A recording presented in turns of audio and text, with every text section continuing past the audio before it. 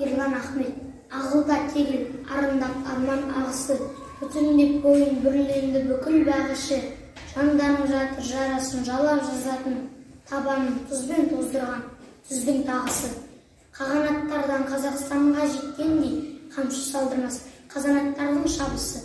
Айбаты асқақ, арыстандайым алыстым, Абылай болып жаныштым, мысын шаштым.